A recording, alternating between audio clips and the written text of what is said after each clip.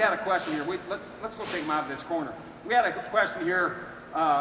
Dean and Todd had a question here the other night of a fella talking about cattle when they get sticky, where they're kind of trotty cattle. They're a little bit nervous, but they get sticky where they just all bunch up and they go.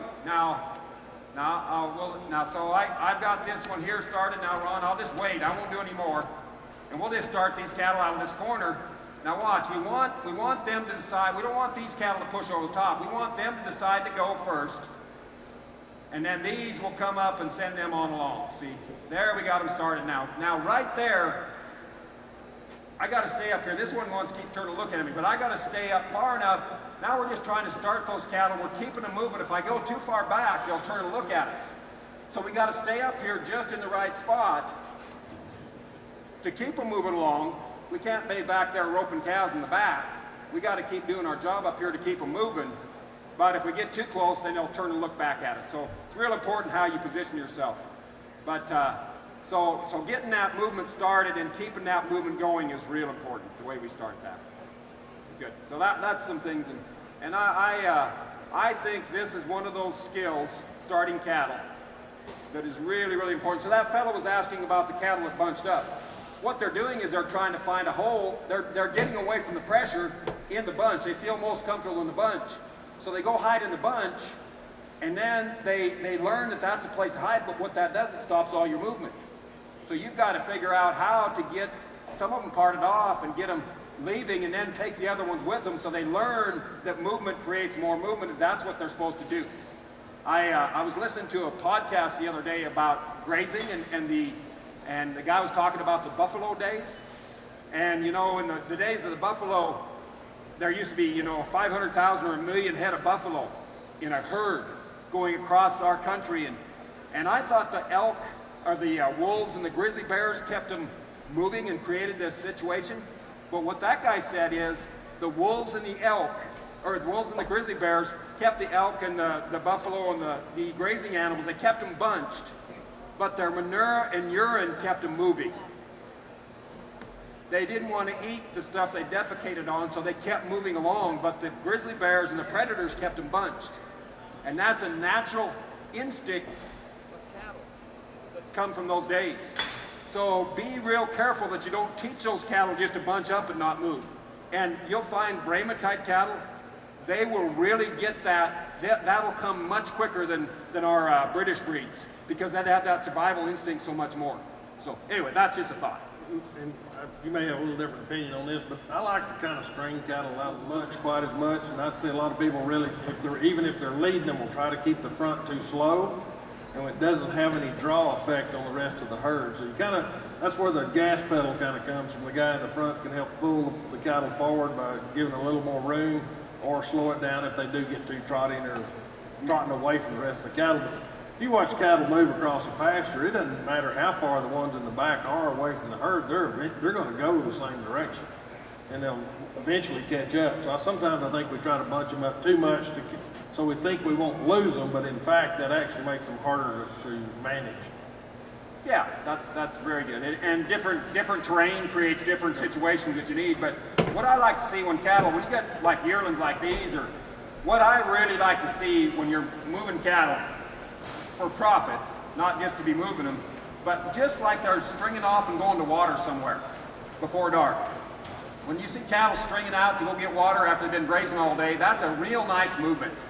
And usually they string out, they're good, and they're not bothering each other, and they're kind of stopping and grazing a little bit, and you can create that real nice flow, I think, by the way you start cattle. So always, I think it's real important when you're moving cattle, always try to go right through. If you're behind them, you got to go from one side to the other. So one side to the other. Now, you'll see how that creates that movement in these cattle just by riding straight across. Now, here's what happens. A lot of times when we do that, when you ride across, if you turn and go up their side, you'll cause them to turn and look at you, and that stops everything you just did. So what you want to do is they come out across here, I'll step right in here, ride right through, you'll see they'll all trot right out of here. But I got to get out far enough so they see me this eye, and then come back across here. So when I come straight across here, I'll come straight across, I'll start them. I might even have to back my horse up a little bit through that turn. That's why if you're riding a four-wheeler, you'd want to turn the other direction rather than turn into the cattle, because it'll cause them to turn and look at you, and you'll slow your flow down. So it's really important how you work back here. Yeah. Go ahead, Ron.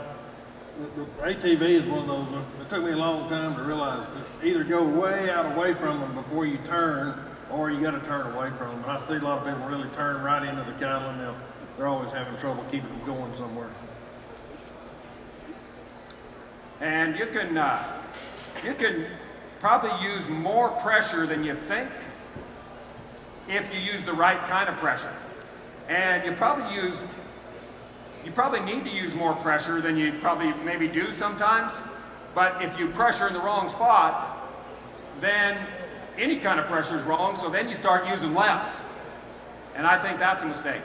So that's real nice. They made around that corner real nice, and you know, if we were trying to put them in a corral or something, that kind of shows the position that we should be in to get that flowing. I'll go ahead and open this gate up. How are you today? I'll go ahead and get this gate open up, and we might as well put them through here and run them down this alley.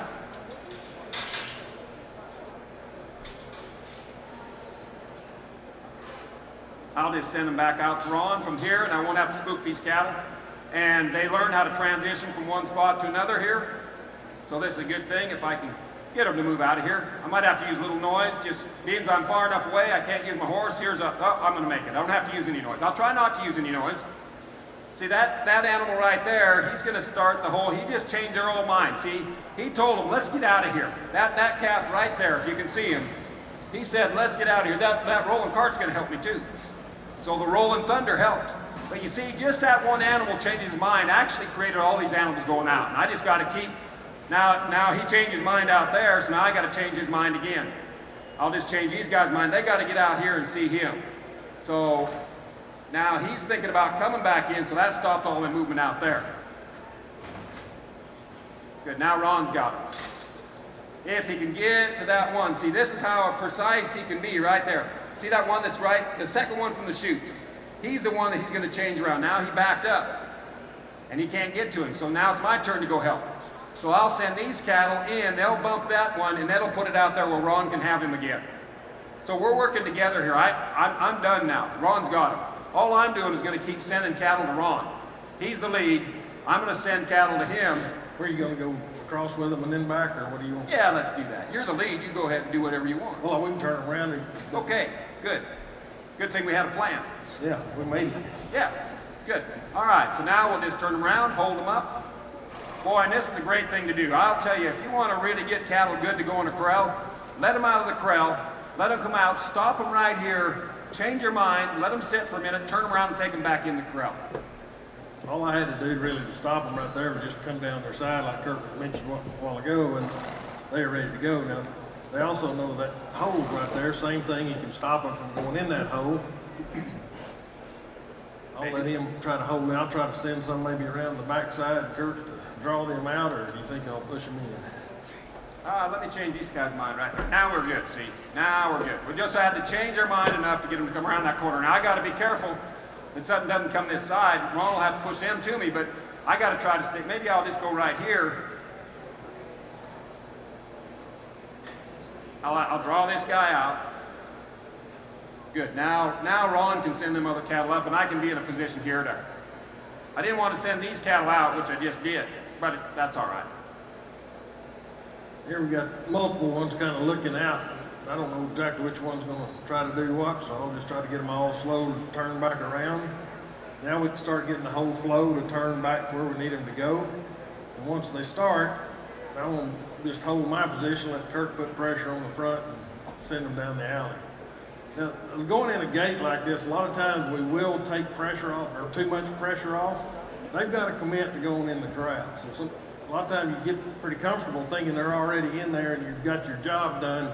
But if one of them turns and comes out because you've taken too much pressure off, they may draw all of them back out just like they did those first 2 or 3 that went in there. Why don't you get a hold of these guys when they come out, just like we're bringing them out of the corral. And this is a real important thing here. As these cattle trot out of this corral, we want to create this movement in them because they're going to get dull, but Ron's going to be there to take a hold of these guys' mind and tell them that when they come out of the corral, We have control of them. They're not just running off and leaving us.